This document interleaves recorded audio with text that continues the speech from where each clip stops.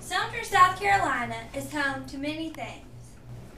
Sumter is home to the 20th Fighter Wing, the 9th Air Force, and the 3rd Army.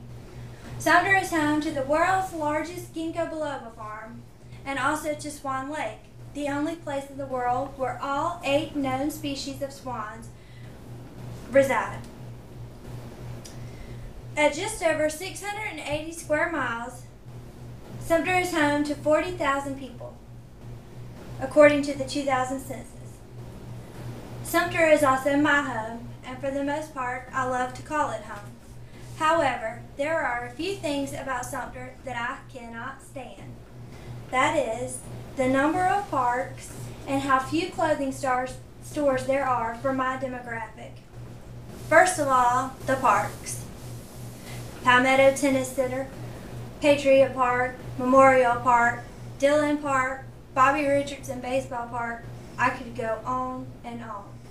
In fact, there are 24 parks in Sumter and several walking trails. Yes, all of these parks are very nice and are all public, open to anyone who chooses to visit them. However, these parks were paid for and maintained with sales tax dollars. Yet, they cater to a very small portion of the population.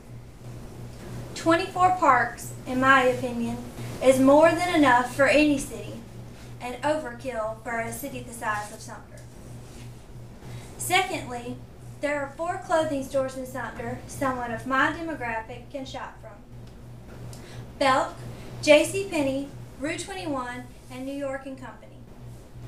Belk and JCPenney both do have a department for me. However, they mainly cater to men, older women, and children.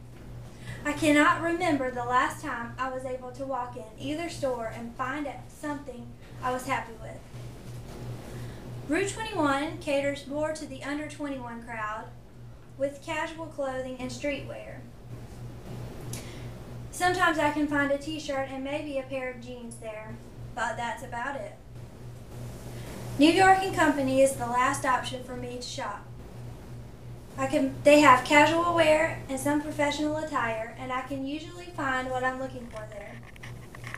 However, if I want something more formal or a little bit dressy, shopping in Sumter is not an option. I have to drive at least an hour to Florence or an hour to Columbia just to shop. Having to drive out of town to shop is not only very annoying, but very time consuming, and once you factor in gas, it's expensive. Sumter is missing out on a large portion of revenue by not providing more places to shop. In 2007, the Consumer Expenditure Survey reported that women aged 18 to 34 spend over $400 a year in clothing. Combine that with the percentage of women in Sumter, Sumter is missing out on over $5.2 million a year in sales tax dollars. In conclusion, the number of parks and the lack of shopping choices in Sumter are extremely annoying. Perhaps with all the parks, Sumter simply can't afford to offer incentives to clothing stores to come to the area.